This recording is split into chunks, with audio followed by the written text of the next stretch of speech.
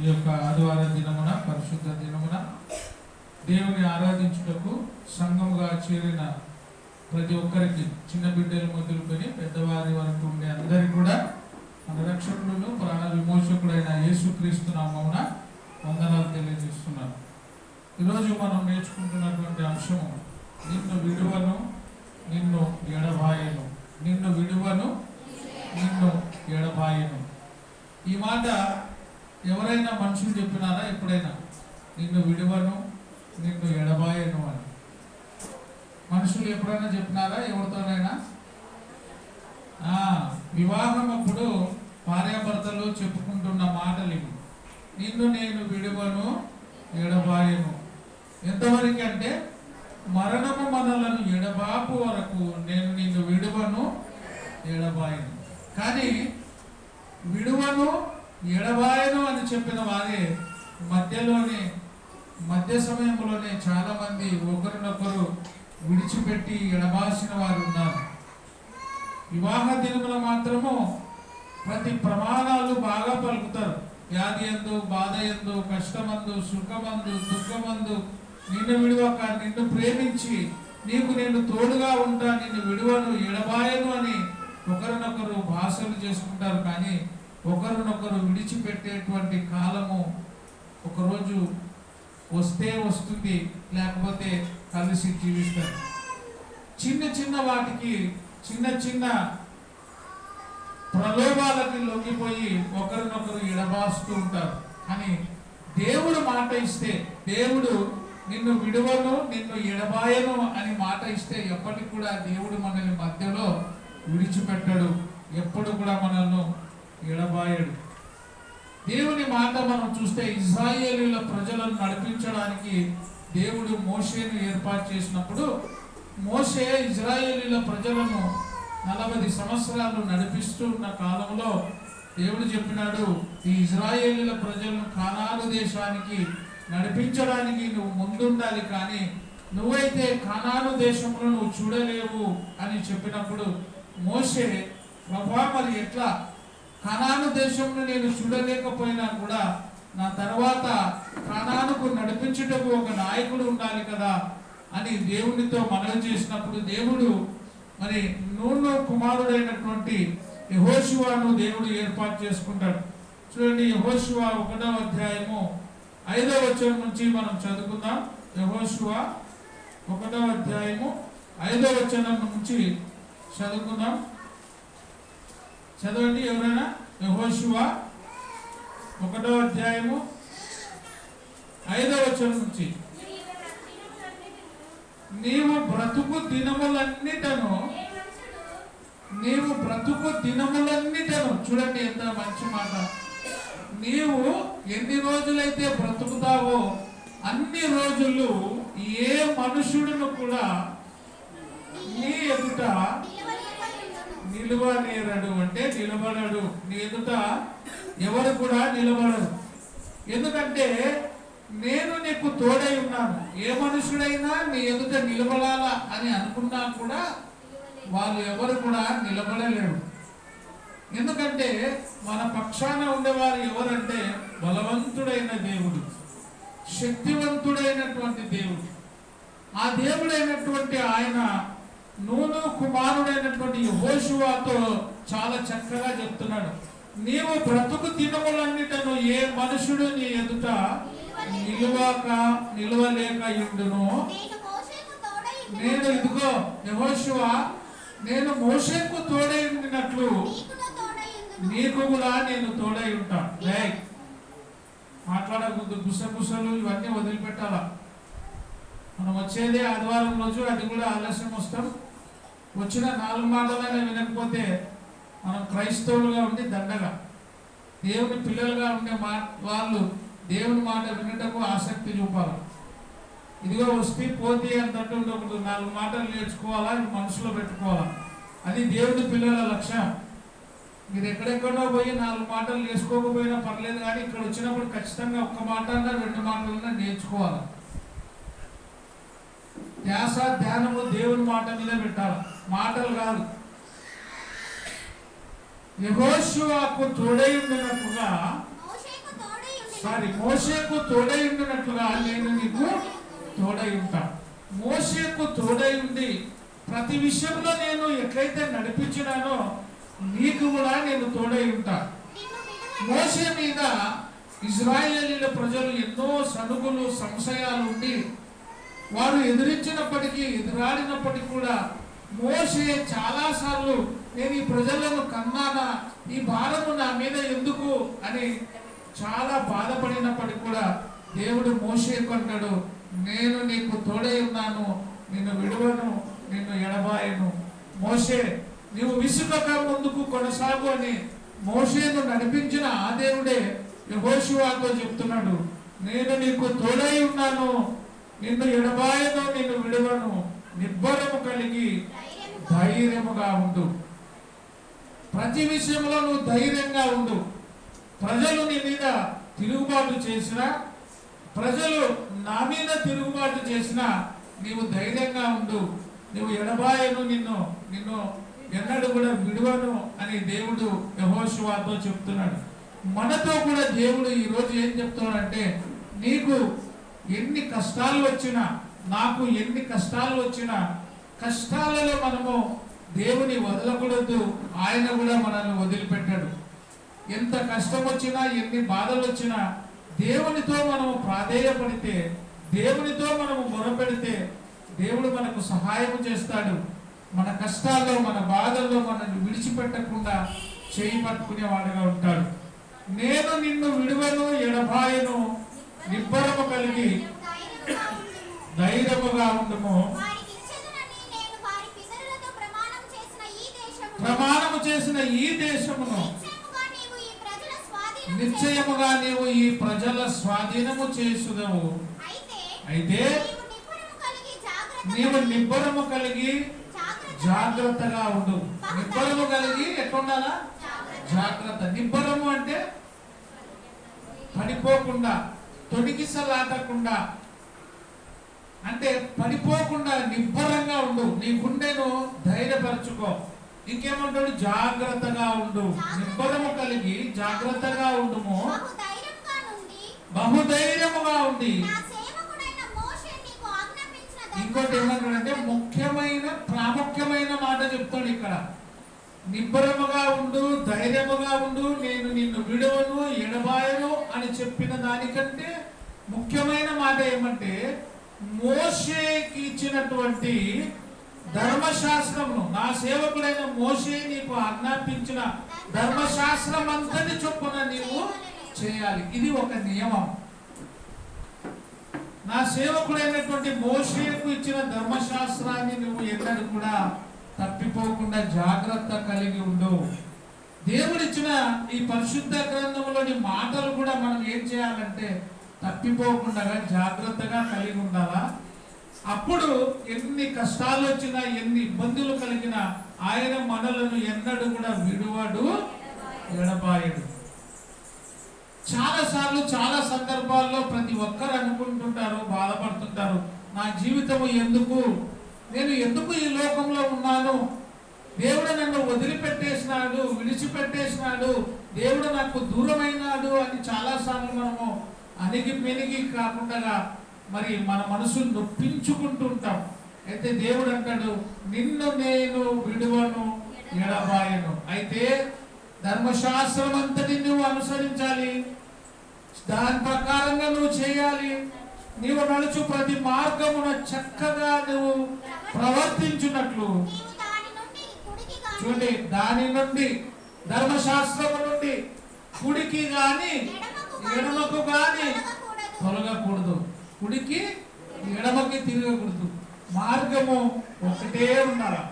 మన మార్గం కూడా ఎవరై ఉండాలా? యేసు ప్రభు అయి ఉండాలి. ఆయన కూడా అదే మాట చెప్తున్నాడు, నేనే మార్గము, నేనే సత్యము. ఈ మాట ప్రతిరోజు, ప్రతిసారి ఎన్నిసార్లు వాక్యం చెప్పినా నా నోట ఈ మాట వస్తుంటది.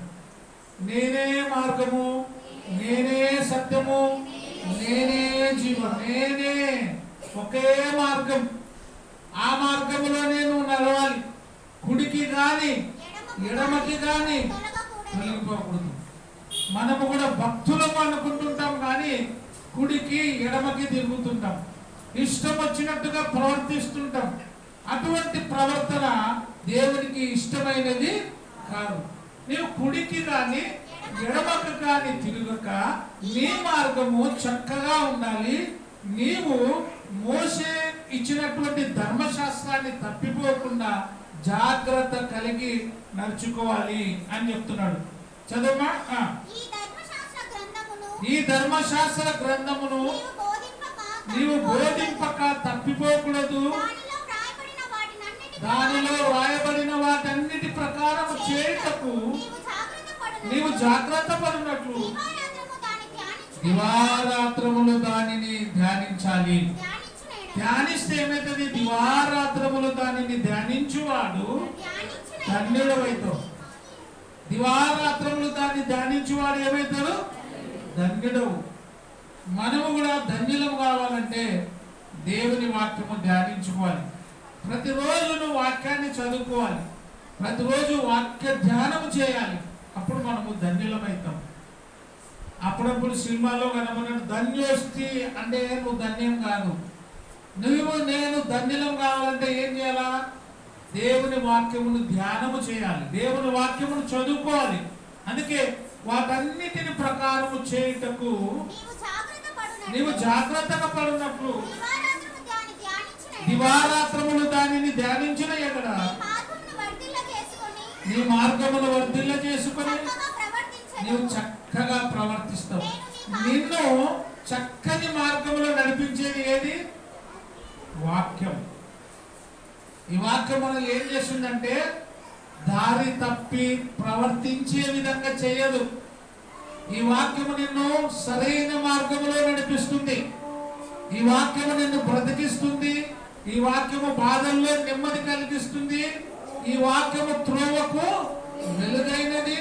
ఈ వాక్యము నిన్ను గుంతలో పడేయకుండా వెలుగులా ఉండి నడిపించేది దేవుని వాక్యం. దేవుని వాక్యము ధ్యానించుకోకపోతే మన మార్గము చీకటి అయిపోతుంది. చీకటి అయిన వాడు, చీకటిలో నడిచేవాడు వెలుగు లేకుండా ఎక్కడ పడిపోతాడు? వారి మార్గం ఎక్కడికి పోతుందో తెలియదు. వాడు గుంతల్లో పడిపోతాడో, ముళ్ళల్లో పడిపోతాడో, మరి ఎక్కడ పడిపోతాడో తెలియదు. ఆ వాక్యము వెలుగుగా ఉండి నడిపించేదిగా ఉంది. అందుకే వాక్యమును మనము దివారాత్రములు ధ్యానించేవారుగా ఉండాలి. నీవు చక్కగా ప్రవర్తించదవు, నేను నీకు ఆజ్ఞాపించి ఉన్నాను కదా. నిబ్బరము కలిగి ధైర్యముగా ఉండు. నిబ్బరము కలిగి ధైర్యంగా ఉండు. దిగులు పడద్దు, జడియకుము. నీవు నడుచు మార్గమంతటిలో దేవుడైన యెహోవా నీకు తోడై ఉండును. దేవుడు మనకు ఏమై ఉండును? తోడై ఉంటాడు. ఎవరి తోడు లేకపోయినా దేవుని తోడు ఉంటే చాలు. చాలా మంది అంటారు, ఎవరు నాకు తోడు లేరు, నా భర్త నాకు తోడు లేడు, నా అత్తమామ నాకు తోడుగా లేరు, నా కుటుంబ సభ్యులు ఎవరు నాకు తోడుగా లేరు అని బాధపడుతూ దిగులు పడుతుంటాం. నిన్ను ఎవరు పరామర్శించకపోయినా, ఆదరించకపోయినా, నీవు ఒంటరి జీవితం జీవిస్తూ ఉన్నా నీకు ఎవరి తోడు కావాలా? దేవుని తోడు అవసరం. దేవుని తోడు కలిగి ఉండడము మన ధన్యత. ఆయన తోడు మనకు ఉండాలంటే మనం ఏం చేయాలి అంటే దివారాత్రములు దానిని ధ్యానించాలి, జాగ్రత్త కలిగి ఉండాలి, చక్కగా ప్రవర్తించాలి, చక్కని మార్గమును మనం ఎంచుకోవాలి.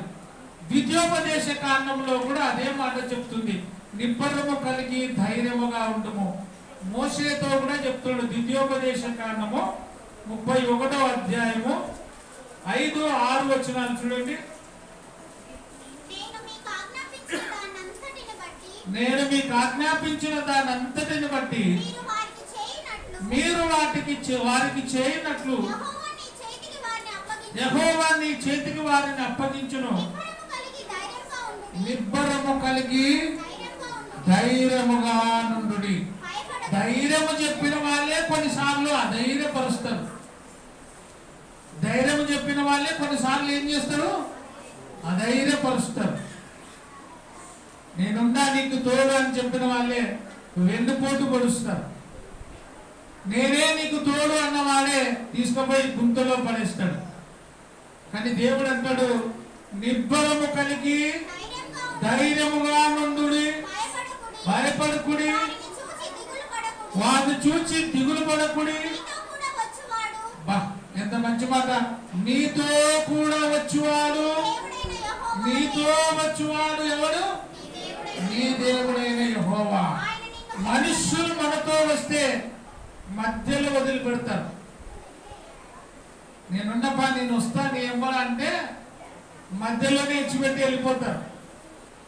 బాగా అన్ని తినేది తాగేది ఉంటే, కానా పీనా సోనా ఉంటే మనుషులు ఎక్కడ వస్తారు. కానా లేదు, పీనా లేదు, సోనా లేదనుకో ఇచ్చిపెట్టి వెళ్ళిపోతారు. సోనా అంటే మన సోనా అనుకునేరు, కానా అంటే తిండి, పీనా అంటే తాగేది. బాగా మందు తాపించి బిర్యానీ తినిపిస్తే ఎక్కడికైనా వస్తారు కదా జనాలు. రాజకీయ నాయకులు ఎంబడ పోవాలంటే ఏముండాలా అంటే అందరూ మందు తాగుతారు అనుకోద్దండి. తాగేదోళ్ళకి అది ఉండాలా, ఏముండాలా? మందు ఉండాలా, బిర్యానీ ఉండాలా, బాగా నిద్రపోనికి ఒక మంచి స్థలం ఇవ్వాలా. ఈ మూడు ఉంటే ఎక్కడికైనా వస్తాడు మనిషి. మూడు లేకపోతే తొలకపోయిన మనిషి ఆకలి పెట్టి చంపినాడు అనుకో, మధ్యలో బస్సు ఎక్కువ వచ్చేస్తాడు విడిచిపెట్టి. భాష రాజకాలు విడిచిపెట్టి వస్తాడు. రైట్, నా ఎంబడి వస్తే నీకు హిందీ వస్తుంది కాబట్టి నేను ఆ హిందీ వచ్చే ఊరు పోతున్నా, నా ఎంబడి రా అంటే హిందీ దేశానికి హిందీ వచ్చే ఊరు పోయే లోపల నేను పారిపోయి వస్తాడు. వాడు ఒక్కడు ఏమైతే వాడు పోయి అర్థం కాక తిక్కలు వేసిపోతాడు. కానీ దేవుడైతే ఎన్నడూ కూడా నిన్ను విడిచిపెట్టాడు. ఇది గుర్తుపెట్టుకోవాలి. మనం ఎక్కడ పోయినా కూడా మనల్ని విడిచిపెట్టాడు. నీతో కూడా వచ్చువాడు ఎవరైనా? నీ దేవుడైన యెహోవా. నీతో ఎప్పుడు వస్తాడు ఆయన?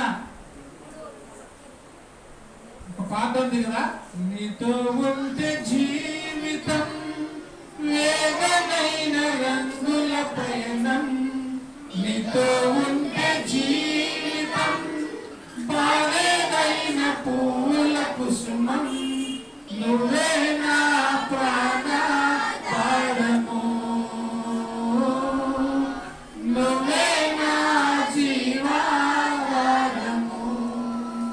నువ్వే ఉంటే నా జీవితము వేదనైన రంగుల ప్రయాణం. నువ్వే ఉంటే నా జీవితము వేదనైన బాటేదైన పువ్వుల కుసుమం. ఎంత మంచి మాట చూడండి. నీతో వచ్చువాడు, నీ కష్టాల్లో నిన్ను వెంట ఉండి నడిపించేవాడు ఎవరు? నీ దేవుడైన యెహోవా. ఆయన నీతో ఉండగా ఇంకా భయమేమి?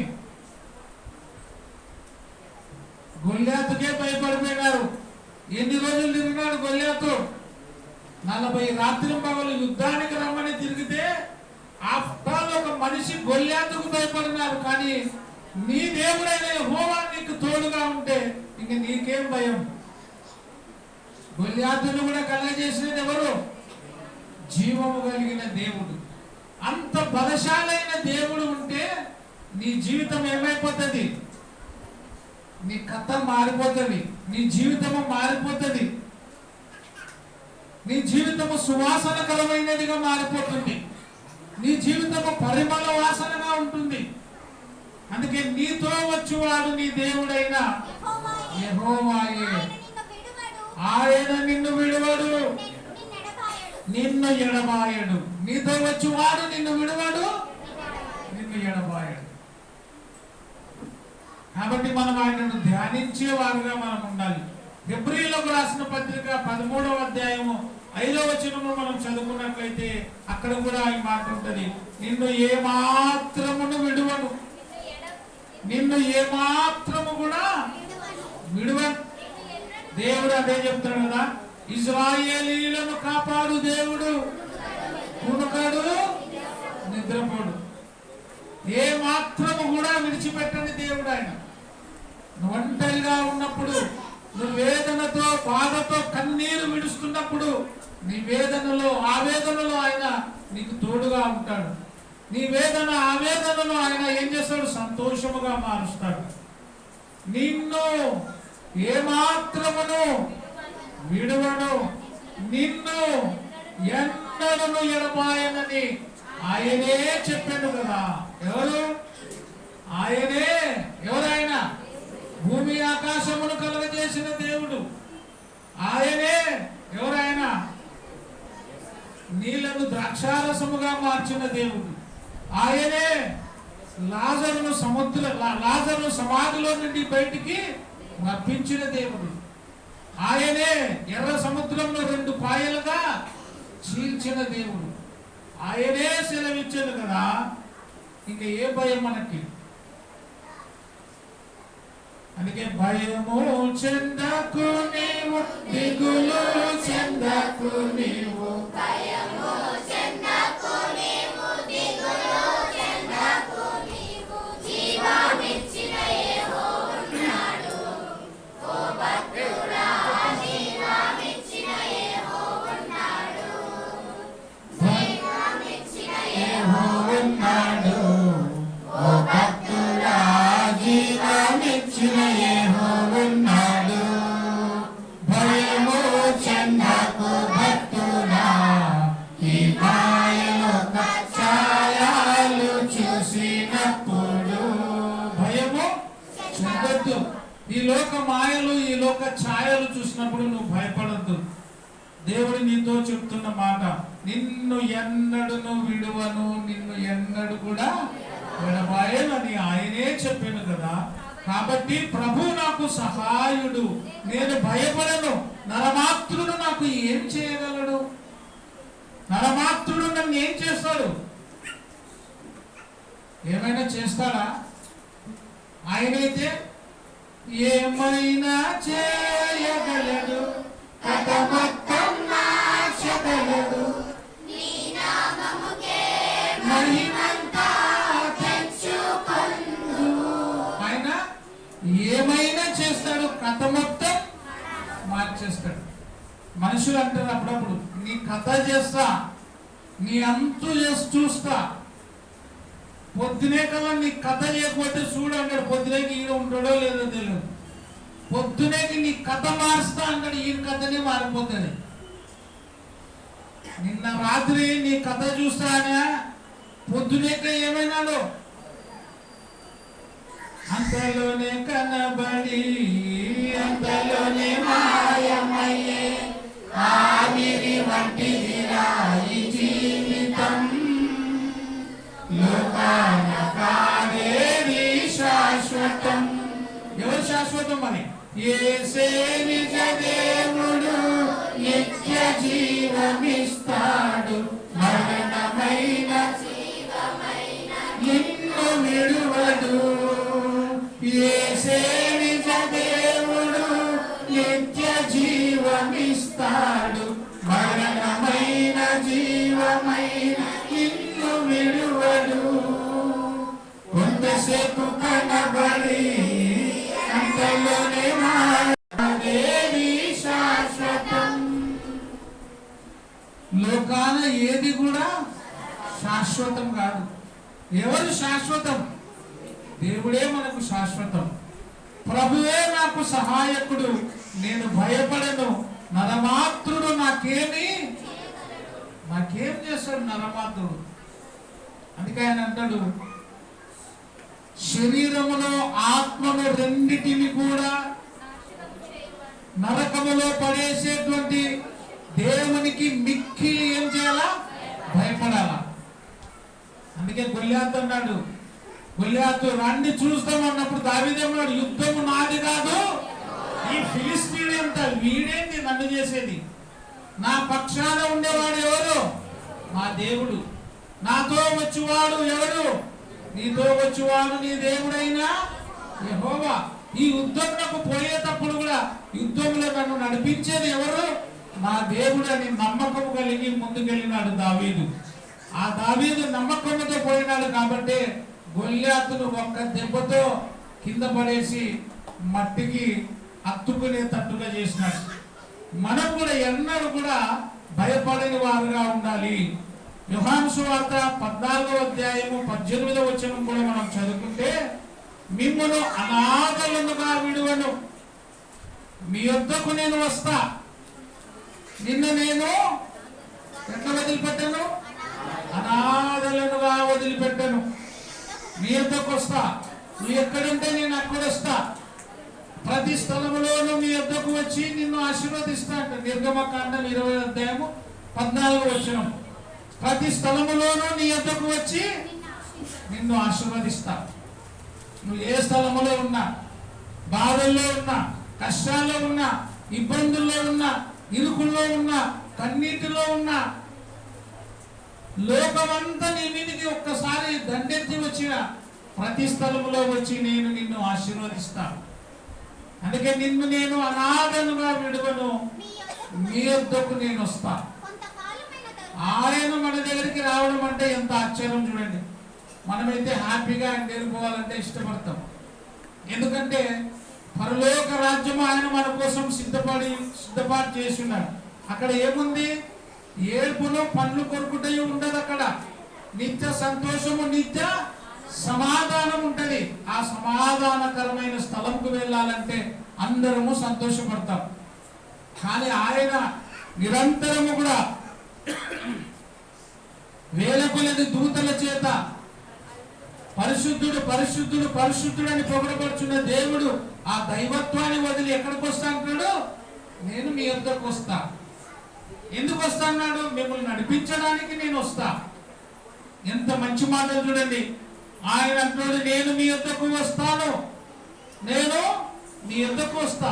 27వ అధ్యాయము కీర్తనలు 10-14 నా తల్లిదండ్రులు నన్ను విడిచినను, యెహోవా నన్ను చేరదీయును. అంటే నా తల్లిదండ్రులు నన్ను అనాథగా చేసిన.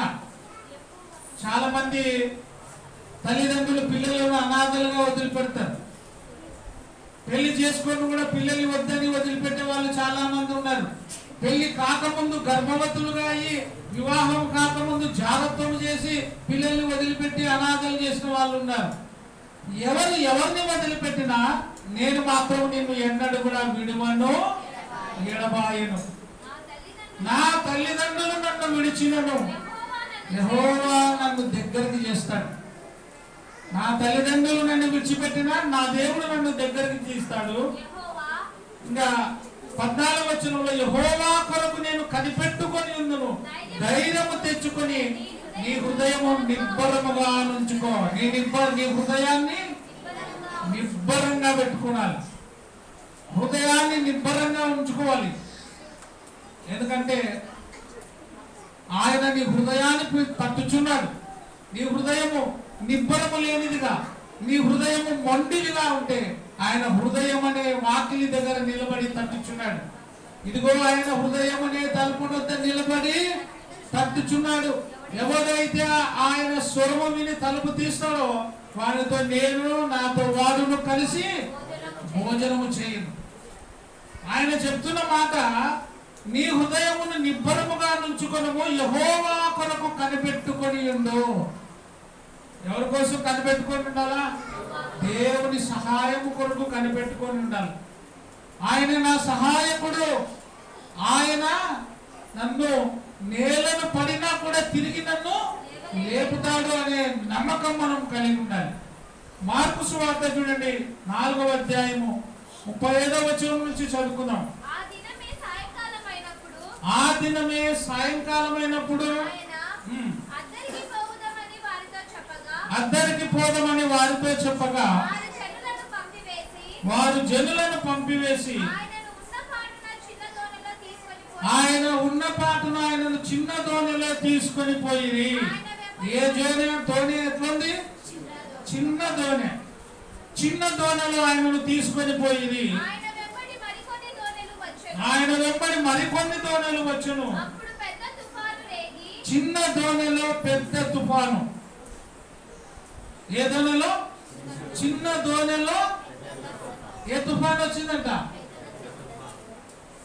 పెద్ద తుఫానికి పెద్ద ఓడైతే భయం ఉండదు కదా. ఉదాహరణకి లారీ గుద్దుకునింది అనుకో, ఏమంత ప్రమాదం ఉండదు. కొన్నిసార్లు బతుకుతారు కూడా. ఒక లారీ చిన్న బైక్ను గుద్దింది అనుకో, ఏమైతుంది? లారీకి దెబ్బనా, బండికి దెబ్బనా? టూ వీలర్ మీద వచ్చినట్టు బండి ఏమైతే తెలియదు, బతుకుతోలే లేదో కూడా తెలియదు. ఇక్కడ చిన్న దోణికు ఏ తుఫాన్ వచ్చింది? పెద్ద తుఫాన్. భయమా కాదా? పెద్ద తుఫాన్ వచ్చింది. అలలు కొట్టినందున దోణి ఏమైంది? నీళ్ళతోన నిండిపోయింది. దోణిలోకి నీళ్ళు వచ్చినాయి. పెద్ద తుఫాను చిన్న ఓడను నీళ్లతో ముంచేస్తుంది. ఆయన తలగడ మీద తలవాచుకొని నిద్రించుచుండెను. ఆయన ఏం చేస్తున్నాడు? యేసు ప్రభు ఓడలోనేమో ప్రమాదం, చిన్న ఓడలో పెద్ద తుఫాన్ వచ్చింది, ఆయన మాత్రం ప్రశాంతంగా నిద్రపోతున్నాడు. నిన్ను విడువను ఎడబాయను అన్న దేవుడు ఏం చేస్తున్నాడు? నిద్రపోతున్నాడు. అందుకే వాళ్ళు చెప్పినారు, ఏమయ్యా నువ్వు బాగా నిద్రపోతున్నావు, మా మీద నీకు చింత లేదా? ఉందా లేదా దేవునికి చింత? తండ్రికి నిద్రపోయినంత మాత్రాన పిల్లల మీద చింత ఉండదా? పండుకున్న లేపి ఏమైనా మా మీద చింత లేదా, పొద్దునే ఫీజు కట్టాలంటే అదే చింతతోనే పండుకున్నారని. నిద్ర కూడా సరిగ్గా వస్తలేదు, పొద్దునేకి ఎప్పుడైతుందో, ఫీజు ఎప్పుడు కావాలో అని మనమే అంటాం. ఇక్కడ చాలా మంది ఈ మాట తీసుకొని ఏమంటారంటే, ఇశ్రాయేలీయులను కాపాడు దేవుడు కునుకడు నిద్రపోడు అన్నాడు. యేసు ప్రభు నిద్రపోతున్నాడు, దేవుడు ఎట్లయితాడు? ఇదే మూర్ఖత్వమే.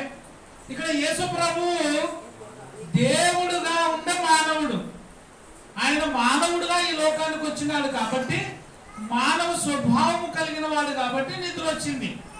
దైవ స్వభావము కలిగిన వాడు కాబట్టి, దైవత్వము కలిగిన దేవుడు కాబట్టి, రెండు విషయాలు మనం గమనించాలి. 100% మానవుడు, 100% దేవుడు. నిద్రపోయినాడు కానీ లేచి ఏమన్నా చూడండి, ఆయనను లేపి, అయ్యా బోధకుడా, మా చిన్న దోణిలో పెద్ద తుఫాన్ వచ్చింది, మేమందరం ఏమైతున్నాము? నశించిపోవచ్చున్నాము. అయ్యా మా మీద నీకు వాళ్ళు అడిగినది న్యాయమే కదా. అసలు మునగాలంటే ముందు ఎవరు మునగాల? విజయ్, యేసు ప్రభు మునగాల. ఆయననే ఉన్నాడు, మాకేం లేదు. వీళ్ళు ఆయన ఉండాలి కానీ వాళ్ళకి నమ్మకం లేదు. ఆయన మునిగితే ఈయన మునగాల, వీళ్ళు మునగాల. ఈయన ఆడున్నాడు, యేసు ప్రభు ఎక్కడున్నాడు? దోణిలోనే ఉన్నాడు, నిద్రపోతున్నాడు. శిష్యులు ఆడున్నారు, వాళ్ళు దోణిలో ఉన్నారు. ఇప్పుడు ఆయన మునిగితే, ఉదాహరణకి సీఎం ఉన్నాడు ఓడల, చంద్రబాబు నాయుడు లేకపోతే మాజీ సీఎం ఉన్నాడు ఓడల, తుంగభద్రల. మనం కూడా దాంట్లోనే ఉన్నాం. ఓడ ప్రమాదం అవుతుంటే సీఎంకి భయపడాలా, మనం భయపడాలా? సీఎంని హెలికాప్టర్ వస్తుంది, యాదవ్ తీసుకుంటారు, ఆయన కాపాడు, మనల్ని కూడా కాపాడుతారు. ఇప్పుడు ఇక్కడ ఏమంటారు చూడండి, మా మీద నీకు చింత లేదా అని ఆయనతో అనేది. గాలిని ఏం చేసినాడు? మీరు గద్దిస్తారు గాలిని. గాలిని వద్దులేండి, ఫ్యాన్ని గద్దేయండి. మీ శాత అయితే ఒక్క ఫ్యాన్ని గద్దించి ఆఫ్ చేయండి. మీకు ఎవరికైనా శాత అయితే కూర్చున్న వాళ్ళకి పోలే, మా మీద సార్ మీద నా మీద కోపం ఉంది అనుకోండి, ఈ రెండు ఫ్యాన్లే బంద్ కాక, ఫ్యాన్లు బందుగా అలా ఫ్యాన్లు తిరగకూడదు అని పని చేయండి. ఎవరి చేతన అవుతుందా? విజయ్ నవ్వుతున్నాడు, ఎవరి చేత అయితే సార్ అండి. ఈ ఎవరి చేత కాదు మనకి, ఈ ఫ్యాన్నే గద్దెయాలి. మనం తిరుగుతున్న ఫ్యాన్ని కొన్ని ధైర్యం చేసి పట్టుకోండి అటువంటి మీ చేత అయితే. నవీన్ మేమన్నా పట్టుకుంటా, ఎవరు వస్తుంది కదా, మనతో ఎవరితో కాదు. కానీ ఆయన లేచి గాలిని గద్దింపగా, నిశ్శబ్దమై ఊరుకుండు అని గద్దింపగా గాలి అణికి, అది ఏమనకుండా క్విక్ అనకుండా ఉంది. ఏది? గాలి అణిగిపోయింది, నిమ్మలమైపోయింది. ఇంత ఉగ్రతతో అల అంటే ఓడలేకి వచ్చినటువంటి ఆ అలలన్నీ కూడా ఏమైనవి? ప్రశాంతంగా నిమ్మలమైపోయినాయి. ఇప్పుడు ఆయనలో శక్తి ఉందా లేదా? ఆయన దేవుడా కాదా? దేవుడు కాకపోతే మనం గద్దిస్తే మనం దేవుళ్ళం ఎత్తాం. మీరు ఫ్యాన్లు ఆఫ్ చేయండి చాలు. రేపటి నుంచి మీకే అన్ని ఏంటివి, మీ గురించే పాట, మీ గురించే అన్ని తీసుకుపోయి ఒక గుళ్ళ పెడతాం మిమ్మల్ని. ఎందుకంటే ఎందుకు వాళ్ళని అడుగుచుంటే ఫ్యాను నిలబడను కాక అంటే తిరుగుతున్న ఫ్యాన్ ఏమైంది? మీరేట్లా తెలివి ఆలోచిస్తున్నారో ఏమో. మీకు ఫ్యాన్ ఆపలేరు అంటారు. ఒకేమో ఏటీఎంలా డబ్బులు పడను కాక అంటే ఎంతమంది అంట 273 రూపాయలు ఉండేవి అకౌంట్లో ఉన్నాయంట. పాపం ఏటీఎం దగ్గర పోయి ప్రార్థన చేసి ఈ ఏటీఎంలో డబ్బులు పడను కాక అంటే 1,82,000 రూపాయలు టక్క టక్క టక్క ఏటీఎంలా పడినాయి. మరి మీకు ఫ్యాన్ కదా? ఒక తులం బంగారు కొలుసు ఆడపడును గాక. ఇంకా విచిత్రాలు ఏమంటే ఇవన్నీ పోయి ఇప్పుడు కొత్తగా వచ్చింది. కొత్తగా సాక్ష్యాలు ఇస్తున్నారు. మీరు యూట్యూబ్లో చూస్తున్నారు లేదో. ఒక ఆయన పాపము ఇంట్లో ఎలుకలు పన్నాయంట. ఒక్కొక్క ఎలుక పిల్లి ఎంత లావు ఉందంట. ఎంత లావు? పిల్లి ఎంత లావు ఎలుకలు ఇంట్లో పడి తాయిస్తుంటే ఆమె ఏం చేసిందంట? మోకాలు నుండి ప్రార్థన చేసిందంట. అయ్యా ఫస్ట్ అయ్యగారి దగ్గర పోయిందంట. అయ్యా మా ఇంట్లో ఎలుకలు పడినాయి, ఒక్కొక్క ఎలుక పిల్లి ఎంత లావు ఉండేవి, ఆ ఎలుకలు పోయేటట్టు నువ్వు సాయం చేయంటే ఆయన ఏం చేసినంట? Prayer oil ఇచ్చినాడంట. ప్రార్థన చేసి ఏమాయిలు? ప్రేయర్ ఆయిల్ ఇచ్చి ఆమె మొత్తం ఇళ్ళల్లో కొట్టి రాత్రి నిద్రపోయిందంట. పొద్దునే కల్లా ఈ ఎలుకలన్నీ ఏమైనాయంట? హల్లెలూయా అంటుందేమో.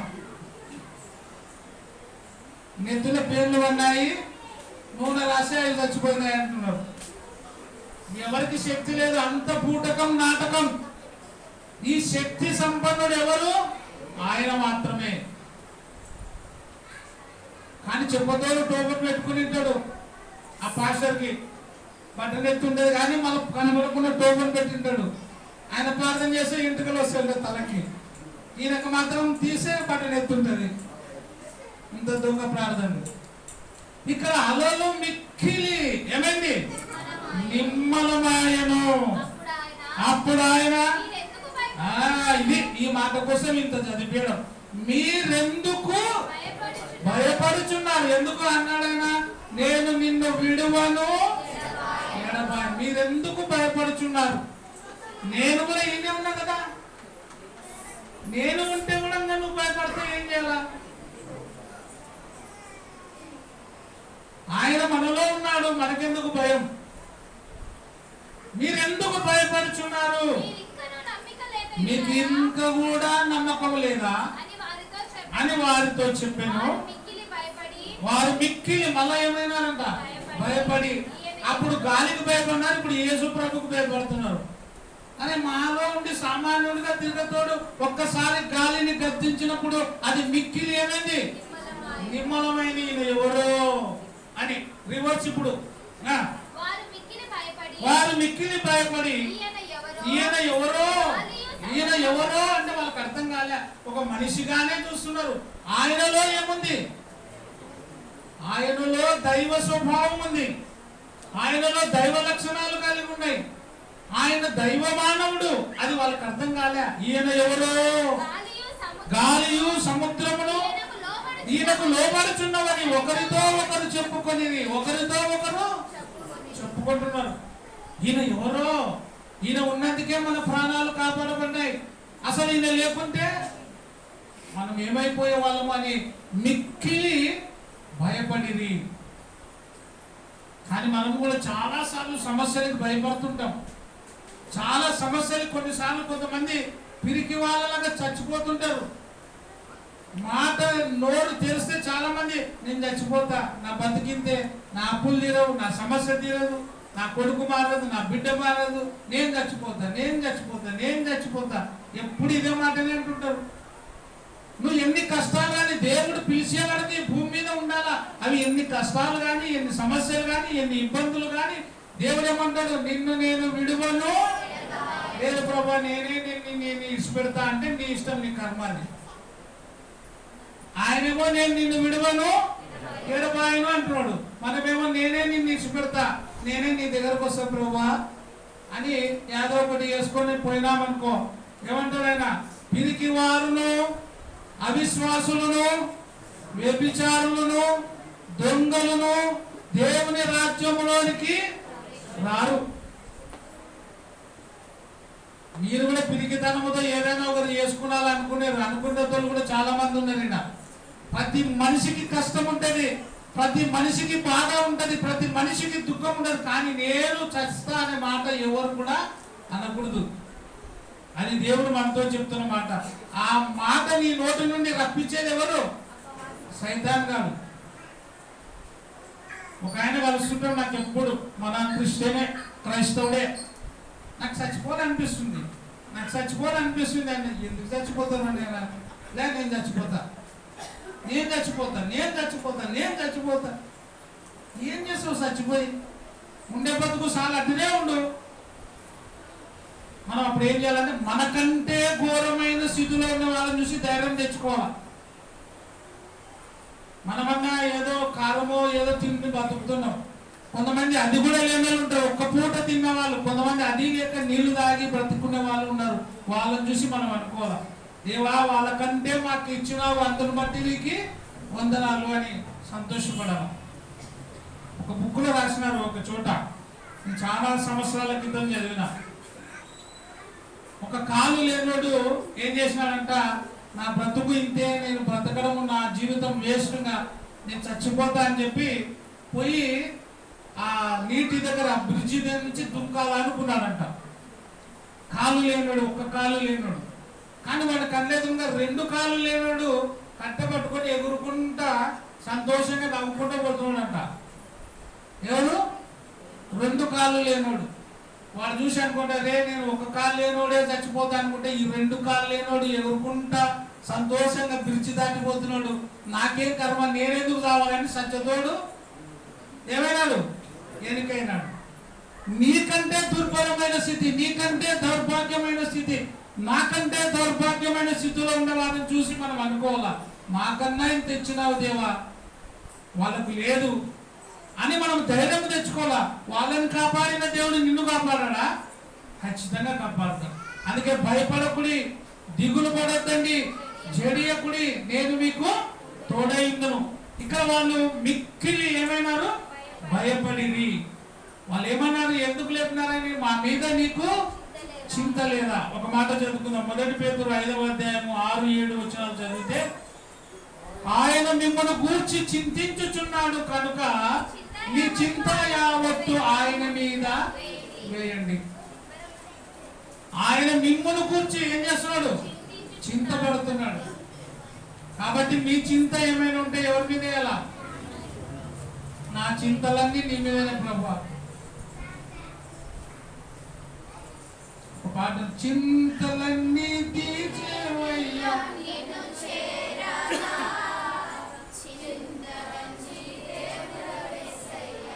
గట్టిగా పడాలా, నిన్ను చేరగా, నిన్ను చేరగా మా చింతలన్నీ తీరేనయ్యా. దేవుని దగ్గరికి వస్తే మన చింతలన్నీ పోతాయి. ఇంటికానే ఉండి చింత చేసుకుంటూ ఉంటే ఏం లాభం? చింత ఎక్కువైనప్పుడు యాడికి రావాలా? దేవుని దగ్గరికి రావాలా. చింత తెచ్చి ఎవరి మీద వేయాలా? ఆదివారం రోజు తెచ్చి దేవుని మీద వేసుకోండి, దేవుడే చూసుకుంటాడు. ఎందుకు ప్రార్థన రాలంటే చింత ఉన్నందుకు రాలే అంటే ఇంకా ఎక్కువైతుంది చింత. యాడుంటే ఇంటికాడుంటే.